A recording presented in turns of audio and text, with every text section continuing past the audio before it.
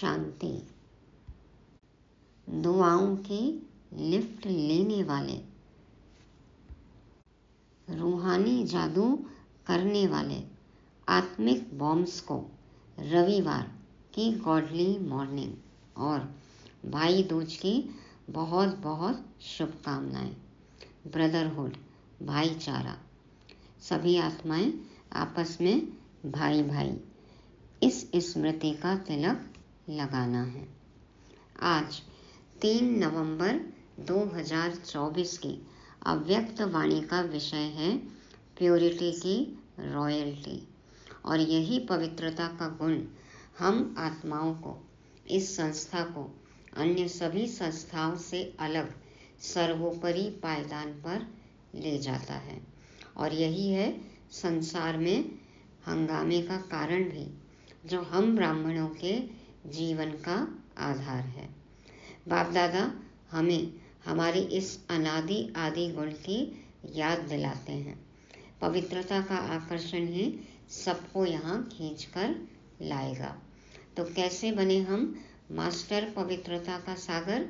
सुनेंगे सन 2002 के अक्टूबर मास की 25 तारीख की अव्यक्त वाणी, जिसका शीर्षक है ब्राह्मण जीवन का आधार, प्योरिटी की रॉयल्टी। ब्राह्मण जीवन का आधार, प्योरिटी की रॉयल्टी।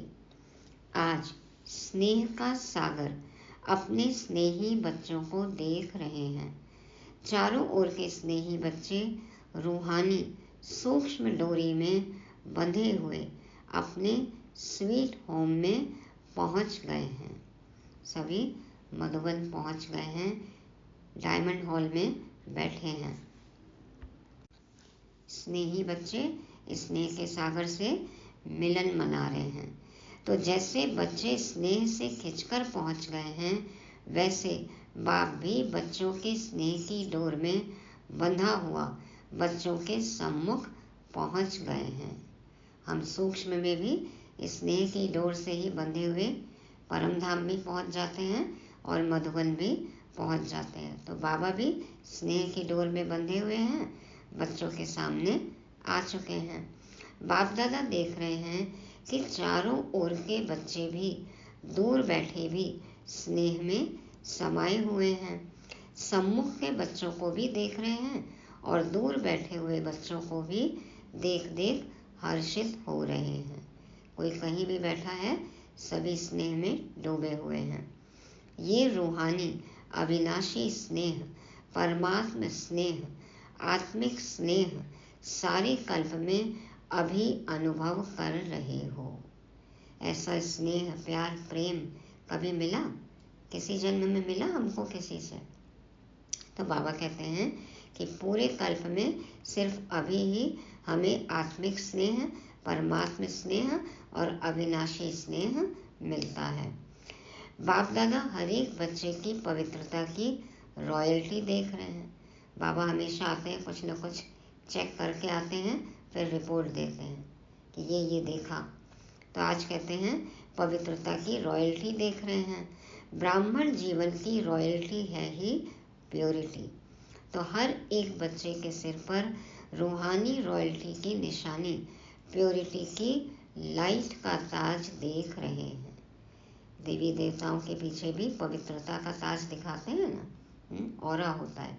तो बाबा को भी सब बच्चों के सिर पर रूहानी रॉयल्टी की निशानी, प्योरिटी की लाइट का ताज दिखाई दे रहा है। आप सभी भी अपने प्योरिटी का ताज, रूहानी रॉयल्टी का ताज देख रहे हो। पीछे वाले भी देख रहे हो। कितनी शोभनी ताजधारी सभा है ना पांडव? ताज चमक रहा है ना? ऐसी सभा देख रहे हो ना? कुमारियां, ताजधारी कुमारियां हो ना? बाप दादा देख रहे हैं कि बच्चों की रॉयल फैमिली कितनी श्रेष्ठ है। बाबा को अपने बच्चे सभी रूहानी फैमिली, रॉयल फैमिली श्रेष्ठ दिखाई देती है। अपने अनादि रॉयल्टी को याद करो। जब आप आत्माएं परम धाम में भी रहती हो तो आत्मा रूप में भी आपकी रूहानी रॉयल्टी विशेष है। सर्व आत्माएं भी लाइट रूप में हैं, लेकिन आपकी चमक सर्व आत्माओं में श्रेष्ठ है। परम धाम में भी हम सबसे ज़्यादा चमकदार सितारे। याद आ रहा है परम धाम? अनादिकाल से आपकी झलक फलक न्यारी है। हाँ, भगवान के बच्चे हम कितने पवित्र, कितने चमकदार, हमारी झलक फलक न्यारी। जैसे आकाश में देखा होगा, सितारे सभी चमकते हैं, सब लाइट ही हैं, लेकिन सर्व सितारों में कोई विशेष सितारों की चमक न्यारी और प्यारी होती है। कुछ कुछ स्टार्स में कितनी चमक होती है। ऐसे ही सर्व आत्माओं के बीच आप आत्माओं की चमक, रूहानी रॉयल्टी, प्योरिटी की चमक न्यारी है। तो हम भी ध्रुव तारा हैं। बाबा कहते हैं आप आत्माओं की चमक, रूहानी रॉयल्टी, प्योरिटी की चमक न्यारी है। याद आ रहा है ना? फिर आदिकाल में आओ। आदिकाल को याद करो तो आदिकाल में भी देवता स्वरूप में रूहानी रॉयल्टी की पर्सनालिटी कितनी विशेष रही। सारे कल्प में देवताई स्वरूप की रॉयल्टी और किसी की रही है? ऐसे पवित्र रॉयल है और कोई? हाँ, जैसे सतयुगी देवी देवता। तो रूहानी रॉयल्टी, प्योरिटी की पर्सनालिटी याद है ना? पांडवों को भी याद है? याद आ गया? फिर मध्यकाल में आओ तो मध्यकाल द्वापर से लेकर आपके जो पूज्य चित्र बनाते हैं, उन चित्रों की रॉयल्टी और पूजा की रॉयल्टी द्वापर से अभी तक किसी चित्र की है? चित्र तो बहुतों के हैं, लेकिन ऐसे विधि पूर्वक पूजा और किसी आत्माओं की है? चाहे धर्म पिताएं हैं, चाहे नेताएं हैं, चाहे अभिनेताएं हैं, चित्र तो सबके बनते, लेकिन चित्रों की रॉयल्टी और पूजा की रॉयल्टी किसी की देखी है? एक तो है द्वापर की विकारी पतित आत्माएं, नामाचार उनका भी है, चित्र उनके भी छपते हैं, लेकिन देवी देवताओं के चित्र, उनकी प्योरिटी, रॉयल्टी, चमक अलग दिखाई देती है ना। किसी से तुलना कर ही नहीं सकते कलयुगी की मनुष्यों से। तो बाबा कहते हैं चित्रों की रॉयल्टी और पूजा की रॉयल्टी आप जैसी है जिसकी और किसी की है? डबल फॉरेनर्स ने अपनी पूजा देखी है? आप लोगों ने देखी है या सिर्फ सुना है? ऐसे विधि पूर्वक पूजा और चित्रों की चमक, रूहानियत और किसकी भी नहीं हुई है, न होगी। न हुई है, न होगी। शिव भगवानुवाच है ये। क्यों? प्योरिटी की रॉयल्टी है। देवी देवताओं के चित्र, मूर्तियां देखो, नजरें ही नहीं हटती हैं, जबकि कलयुगी मनुष्यों ने बनाए हैं, तो ओरिजिनल में कितने सुंदर होंगे। तो बाबा कहते हैं प्योरिटी की रॉयल्टी है, प्योरिटी की पर्सनैलिटी है। व्यक्तित्व ही पवित्र है। अच्छा, देख लिया अपनी पूजा? नहीं देखी हो तो देख लेना। अभी लास्ट में संगम युग पर आओ तो संगम पर भी सारे विश्व के अंदर प्योरिटी की रॉयल्टी ब्राह्मण जीवन का आधार है। पवित्रता ही ब्राह्मण जीवन का आधार है। प्योरिटी नहीं तो प्रभु प्यार का अनुभव भी नहीं। बाबा के प्यार का अनुभव पवित्र आत्माएं ही कर सकती हैं। तो बाबा कहते देखो, पूरे कल्प में आप जैसा पवित्र और चमकदार और पूजनीय और कोई भी नहीं है। तो प्योरिटी नहीं तो प्रभु प्यार का अनुभव भी नहीं, सर्व परमात्म प्राप्तियों का अनुभव नहीं, सर्व परमात्म प्राप्तियों का अनुभव नहीं। ब्राह्मण जीवन की पर्सनालिटी प्योरिटी है और प्योरिटी ही रूहानी रॉयल्टी है। तो आदि अनादि, आदि मध्य अंत और सारे कल्प में यह रूहानी रॉयल्टी चलती रहती है। एक जन्म पवित्र रहने का इतना फायदा है, इतना असर है। एक जन्म पवित्र रहो और पूरे 5000 वर्ष के लिए हम रॉयल बन जाते हैं, रूहानी पर्सनैलिटी वाले बन जाते हैं, पूजनीय बन जाते हैं, गायन पूजन होता है हमारा। तो अपने आप को देखो। दर्पण तो आप सबके पास है ना, दर्पण है, देख सकते हो तो देखो। कौन से दर्पण में देखना है? ज्ञान दर्पण में। बाबा कहते तो देखो हमारे अंदर प्योरिटी की रॉयल्टी कितने % में है। कई कहते हैं ना ये ब्रह्मा कुमारियों के चेहरे में कितनी चमक है, तो ये पवित्रता की चमक है। आत्मा चमकदार पवित्र, तो वो चेहरे से भी दिखाई देता है। तो हमारे चेहरे से प्योरिटी की झलक दिखाई देती है। चलन में प्योरिटी की फलक दिखाई देती है। फलक अर्थात नशा, रूहानी नशा हो। चलन में वह फलक अर्थात रूहानी नशा दिखाई देता है। देख लिया अपने को? देखने में कितना समय लगता है? सेकंड ना। तो सभी ने देखा अपने को? सूक्ष्म चेकिंग करनी है, विधि भी सूक्ष्म। कुमारियों से कहते हैं बाबा झलक फलक है, अच्छा है, सभी उठो, खड़े हो जाओ। हाँ, कुमारियाँ लाल पट्टा लगाकर बैठी थी जिस पर लिखा था एक व्रता। एक व्रता, हाँ, माना शिव बाबा की खाली एक व्रता। सुंदर लगता है ना। एक व्रता का अर्थ ही है प्योरिटी की रॉयल्टी। मेरे तो शिव बाबा, दूसरा न कोई। तो एक व्रता का अर्थ ही है प्योरिटी की रॉयल्टी। तो एक व्रता का पाठ पक्का कर लिया है, वहाँ जाकर कच्चा नहीं कर लेना। और कुमार ग्रुप उठो, कुमारों का ग्रुप भी अच्छा है। कुमारों ने दिल में प्रतिज्ञा का पट्टा बांध लिया है। इन्होंने तो बाहर से भी बांध लिया, कुमारियों ने तो लाल पट्टा पहन ही लिया। प्रतिज्ञा का पट्टा बांधा है कि सदा अर्थात निरंतर प्योरिटी की पर्सनैलिटी में रहने वाले कुमार हैं। हाँ, निरंतर प्योरिटी की पर्सनैलिटी में रहेंगे, ऐसी प्रतिज्ञा की है। ऐसे हैं? बोलो जी हाँ, ना जी या हाँ जी। या वहाँ जाकर पत्र लिखेंगे थोड़ा थोड़ा ढीला हो गया, ऐसे नहीं करना। जब तक ब्राह्मण जीवन में जीना है तब तक संपूर्ण पवित्र रहना ही है।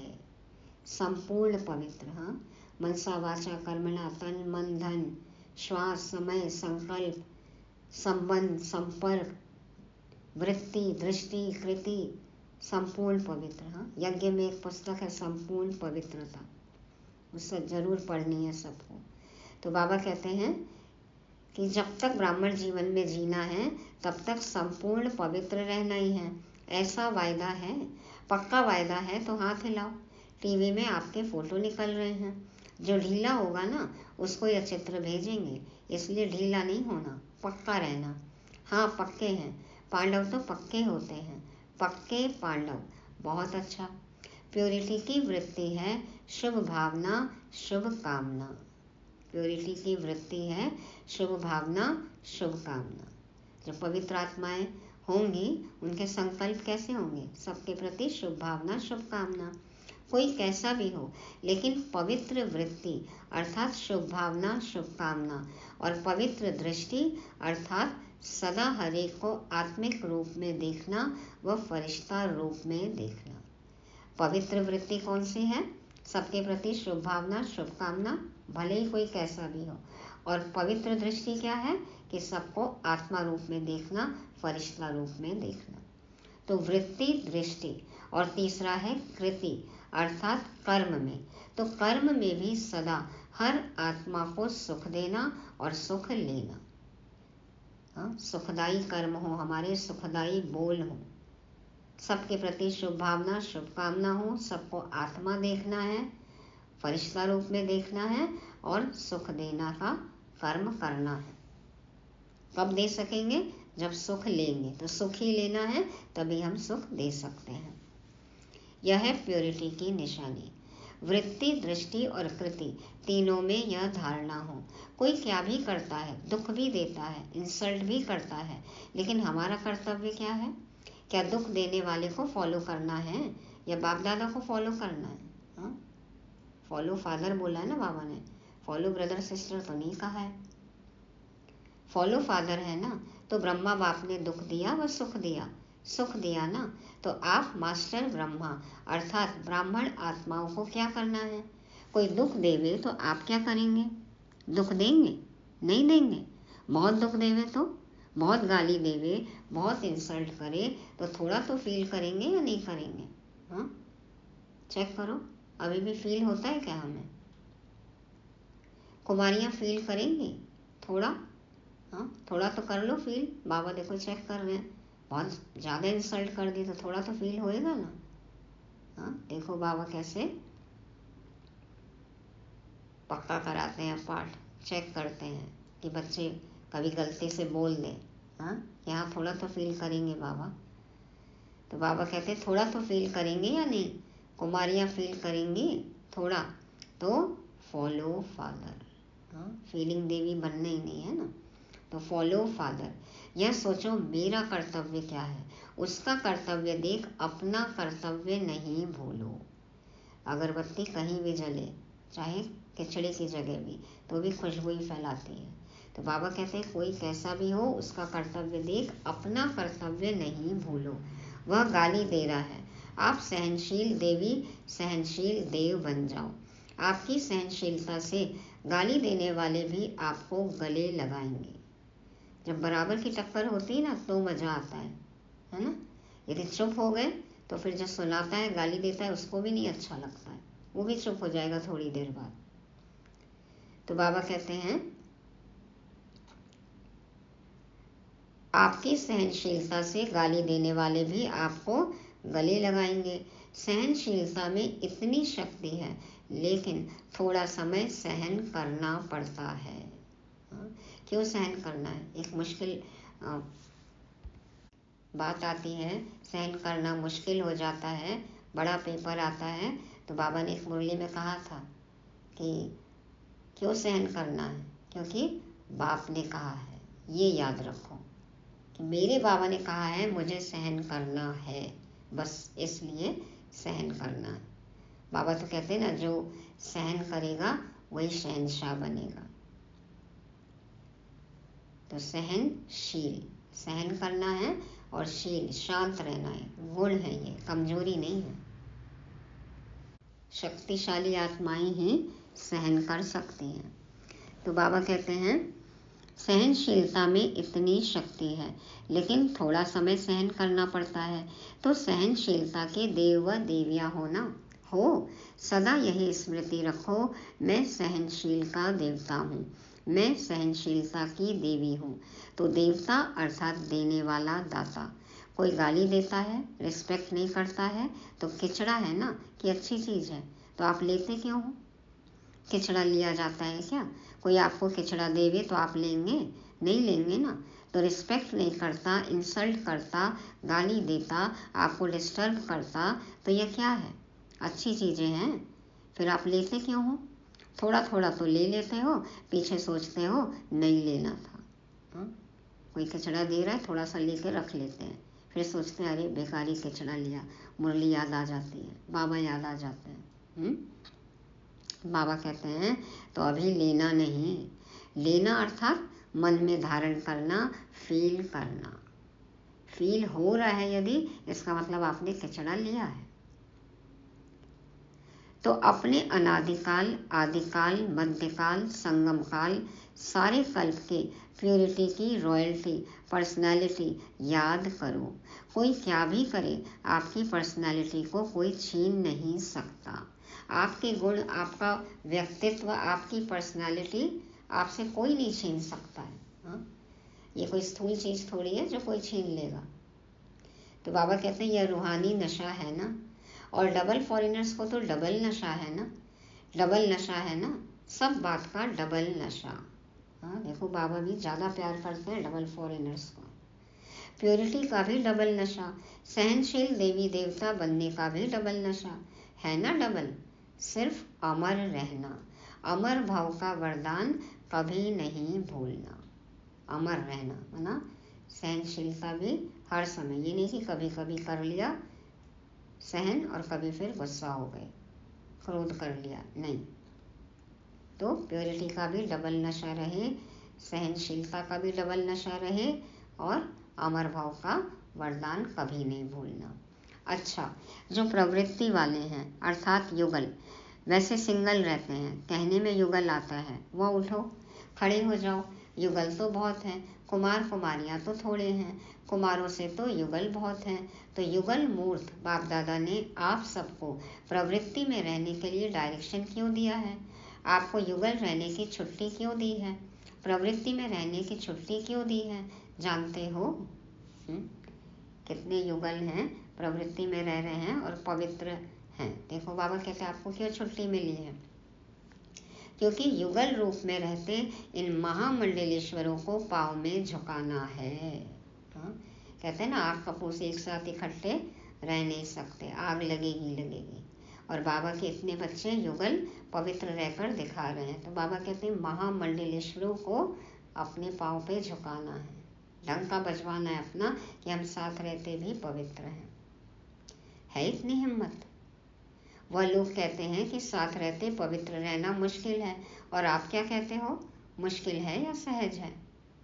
बहुत सहज है, पक्का है, या कभी इजी कभी लेजी, कभी इजी कभी लेजी। इसलिए बाप दादा ने ड्रामानुसार आप सबको दुनिया के आगे, विश्व के आगे एग्जाम्पल बनाया है। पहले युगल देखो, रमेश भाई और उनकी युगल। तो बाबा कहते हैं बाबा ने आप सबको दुनिया के आगे, विश्व के आगे एग्जाम्पल बनाया है, चैलेंज करने के लिए। तो प्रवृत्ति में रहते भी निवृत्त, वो तो घर छोड़कर चले जाते हैं, और यहाँ पे घर गृहस्थी में रहते हुए अपवित्रता का त्याग किया, तो अपवित्रता से निवृत्त। तो प्रवृत्ति में रहते भी निवृत्त, अपवित्रता से निवृत्त रह सकते हो। तो चैलेंज करने वाले हो ना, सभी चैलेंज करने वाले हो, थोड़ा थोड़ा डरते तो नहीं हो? चैलेंज तो करें, लेकिन पता नहीं क्या हो। तो चैलेंज करो विश्व को, क्योंकि नई बात यही है कि साथ रहते भी स्वप्न मात्र भी अपवित्रता का संकल्प नहीं आए। यही संगम युग के ब्राह्मण जीवन की विशेषता है। साथ रहते भी अपवित्रता का संकल्प भी नहीं आए, यही है ब्राह्मण जीवन की विशेषता, और यही है सबके लिए नई बात, और यही कारण बना यज्ञ के उपहास का, विरोध का, हंगामे का। शुरुआत में देखो कितनी बदनामी हुई है ना, क्या क्या नहीं किया, कितने अत्याचार किए, धरना किया, पिकेटिंग की, कोर्ट तक में लेकर गए, मारने की कोशिश की ब्रह्मा बाबा को, क्या नहीं हुआ। तो बाबा कहते हैं तो ऐसे विश्व के शोकेस में आप एग्जाम्पल हो, सैंपल कहो, एग्जाम्पल कहो। आपको देख करके सब में ताकत आएगी, हम भी बन सकते हैं। ठीक है ना, शक्तियाँ ठीक है, पक्के हो ना, कच्चे पक्के तो नहीं, पक्के। बाप दादा भी आपको देख करके खुश हैं, मुबारक हो, देखो कितने हैं, बहुत अच्छे। बाकी रही टीचर्स, कुमार कुमारियों से बात की, युगल से बात की, अब बाबा टीचर्स से कह रहे हैं। टीचर्स के बिना तो गति नहीं, टीचर्स उठो। अच्छा, पांडव भी अच्छे अच्छे हैं, वाह। टीचर्स की विशेषता है कि हर टीचर के फीचर से फ्यूचर दिखाई दे, या हर एक टीचर के फीचर से फरिश्ता स्वरूप दिखाई दे। फीचर से फ्यूचर, फीचर से फरिश्ता, ऐसे टीचर्स होना आप फरिश्तों को देखकर और भी फरिश्ते बन जाएं। देखो कितने टीचर्स हैं, फॉरेन ग्रुप में टीचर्स बहुत हैं, अभी तो थोड़े आए हैं, जो नहीं आए हैं उनको भी बाप दादा याद कर रहे हैं। अच्छा है, सभी टीचर्स मिल करके यह प्लान बनाओ कि अपने चलन और चेहरे से बाप को प्रत्यक्ष कैसे करें। दुनिया वाले कहते हैं परमात्मा सर्वव्यापी है, और आप कहते हो नहीं है, लेकिन बाप दादा कहते हैं अभी समय प्रमाण हर टीचर में बाप प्रत्यक्ष दिखाई दे तो सर्वव्यापी दिखाई देगा ना। यही कारण है कि भक्ति में भगवान को सर्वव्यापी कह दिया, क्योंकि बाबा के हम बच्चे, सबसे बाबा की प्रत्यक्षता।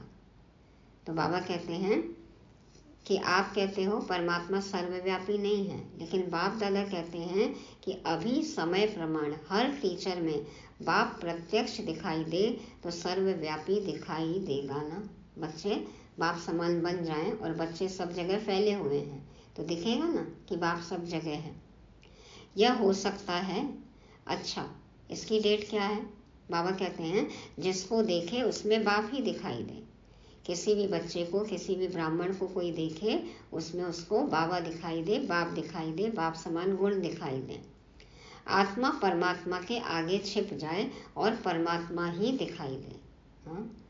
आत्मा परमात्मा के पीछे छिप जाए, परमात्मा के आगे छिप जाए और परमात्मा ही दिखाई दे। मतलब बाप आगे दिखाई दे, बच्चे पीछे हो जाएं। यह हो सकता है। अच्छा, इसकी डेट क्या? डेट तो फिक्स होनी चाहिए ना।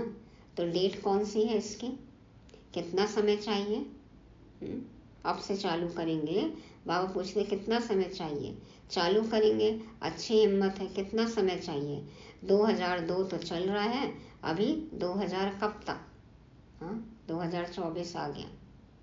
तो टीचर्स को यही अटेंशन रखना है कि बस अभी बाप के अंदर मैं समाई हुई दिखाई दूं, मेरे द्वारा बाप दिखाई दे। मैं तुम में समा जाऊं, तुम मुझ में समा जाओ। हर एक को ये अटेंशन रखना है कि बस अभी बाप के अंदर मैं समाई हुई दिखाई दूं, मेरे द्वारा बाप दिखाई दे। मैं निराकार उस निराकार के साथ एकाकार हो जाऊं। हो सकता है ऐसे? प्लान बनाएंगे ना। डबल विदेशी मीटिंग करने में तो होशियार हैं। अभी यह मीटिंग करना, इस मीटिंग के बिना जाना नहीं कि कैसे हम एक एक से बाप दिखाई दे। अगली मीटिंग का एजेंडा दे दिया बाबा ने, टॉपिक दे दिया। अभी ब्रह्मा कुमारियाँ दिखाई देती हैं। ब्रह्मा कुमारियाँ बहुत अच्छी हैं, लेकिन इनका बाबा कितना अच्छा है वह देखें। कोई तो परमात्मा सत्ता है, कोई तो शक्ति है जिसके बल पर ये चल रही है, ऐसा दिखाई दे। तभी तो विश्व परिवर्तन होगा ना। तो डबल विदेशी इस प्लान को प्रैक्टिकल शुरू करेंगे ना। करेंगे पक्का? अच्छा, तो आपकी दादी है ना, उसकी आशा पूर्ण हो जाएगी, ठीक है ना। अच्छा, देखो डबल विदेशी कितने सेवाधारी हो, आपके कारण सबको याद प्यार मिल रहा है। बाप दादा को भी डबल विदेशियों से ज़्यादा तो नहीं कहेंगे, लेकिन स्पेशल प्यार है। बाबा कहते नहीं सबसे प्यार है, ज़्यादा नहीं कहेंगे, लेकिन कुछ विशेष है, कुछ तो स्पेशल है। क्योंकि देखो दूर रहते भी, अलग कल्चर होते हुए भी बाबा को पहचाना, ब्राह्मण कल्चर अपना लिया। तो क्यों प्यार है? क्योंकि डबल विदेशी आत्माएं जो सेवा के निमित्त बन गए हैं, वह विश्व के कोने कोने में बाप का संदेश पहुंचाने के निमित्त बने हुए हैं। नहीं तो विदेश की आत्माएं चारों ओर की प्यासी रह जाती। सब अपनी अपने देश में, अपनी भाषा में देखो कैसे सेवा कर रहे हैं। कहाँ कहाँ से बाबा के बच्चे निकल कर आ रहे हैं। दादी प्रकाश मणि की इच्छा ना कि विदेश में भी बाबा के बच्चे जितने हैं सब निकल के आए। तो बाबा कहते हैं आप ही तो उनकी इच्छा पूरी करोगे। बाबा की भी आस है और दादी ने भी देखो कितनी उम्मीद से सेवा चालू करी, सेंटर बने, सब सेवा बढ़ी, फिर दादी जानकी ने आगे बढ़ाया। तो बाबा कहते हैं निमित्त बने सब, करने वाला तो बाबा है, लेकिन खुशी तो सबको होगी ना। जो स्थापना के निमित्त आत्माएं हैं उनको भी तो उतनी खुशी है कि बाबा प्रत्यक्ष हो। तो बाबा कहते हैं नहीं तो विदेश की आत्माएं चारों ओर की प्यासी रह जाती। अभी बाप को उलाहना तो नहीं मिलेगा ना कि भारत में आए, विदेश में क्यों नहीं संदेश दिया। तो बाप का उलाहना पूरा करने के निमित्त बने हो। और जनक को तो उमंग बहुत है, कोई देश रह नहीं जावे। देखो शारीरिक कर्म भोगना के बाद में भी दादी जानकी ने विदेश में कितनी सेवा की, कितनी ट्रैवलिंग की। अच्छा है, बाप का उलाहना तो पूरा करेंगे ना। लेकिन आप दादी जानकी से कह रहे हैं, लेकिन आप साथियों को थकाती बहुत हो। थकाती है ना जयंती? थकाती नहीं है? जयंती दीदी दादी जानकी की हेल्प करती थी ना लंदन में, तो बाबा उनसे पूछ रही है थकाती नहीं है, लेकिन इस थकावट में भी मौज समाई हुई होती है। पहले लगता है कि यह बार बार क्या है, लेकिन जब भाषण करके दुआएं ले आते हैं ना तो चेहरा बदल जाता है। सेवा करते हैं तो खुशी मिलती है, दुआएं मिलती हैं। अच्छा है, दोनों दादियों में उमंग उत्साह बढ़ाने की विशेषता है। यह शांत करके बैठ नहीं सकते, सेवा अभी रही हुई तो है ना। अभी देखो देश कितने 147 देशों में, संसार के 147 देशों में लगभग छोटे बड़े सब मिला के 9-10 हज़ार सेंटर हैं। तो बाबा कहते हैं सेवा तो अभी भी बहुत है, 2024 है, लेकिन अभी भी सेवा तो बहुत है। अगर नक्शा लेके देखो, चाहे भारत में चाहे विदेश में, अगर नक्शे में एक एक स्थान पर राइट लगाते जाओ तो दिखाई देंगे कि अभी भी रहे हुए हैं। इसलिए बाप दादा खुश भी होते हैं और कहते भी हैं ज़्यादा नहीं थकाओ, आप सब सेवा में खुश हो ना। अभी यह कुमारियाँ भी तो टीचर बनेंगी ना। जो टीचर हैं वह तो हैं ही, लेकिन जो टीचर नहीं हैं वह टीचर बन के कोई ना कोई सेंटर संभालेंगी ना, हैंड्स बनेंगी ना। डबल विदेशी बच्चों को दोनों काम करने का अभ्यास तो है ही, जॉब भी करते हैं, सेंटर भी संभालते हैं, इसलिए बाप दादा डबल मुबारक भी देते हैं। विदेश के लगभग सभी देशों में जो विदेशी भाई बहने हैं, देखो कईयों ने तो अपने लौकिक स्थान को ही सेंटर बना दिया है, समर्पित कर दिया बाबा को, और लौकिक जॉब भी करते हैं अपना, और फिर रूहानी सेवा भी कर रहे हैं, संभाल रहे हैं, इसलिए डबल मुबारक देते हैं बाबा, इसलिए स्पेशल प्यार देते हैं।